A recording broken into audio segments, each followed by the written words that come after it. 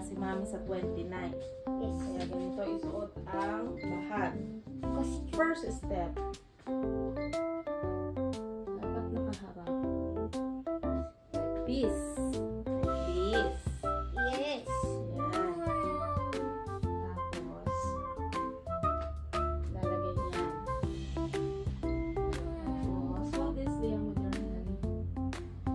Tapos, iikot. Ikot like this. Like that. O, turn around. Tapos, dito sa likod, ganyan siya.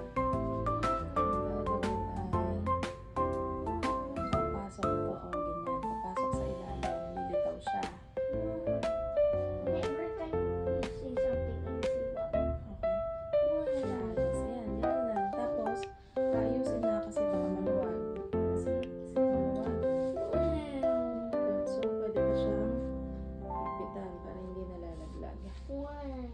Ayan. Wow. Ayan. Ganun lang. Wow.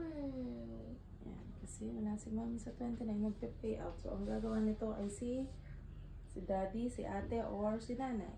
Wow. And there you have it. An igrot with Sumasayaw. nakang-crocs. Sasayaw pa ako. Bye, guys! Goodbye.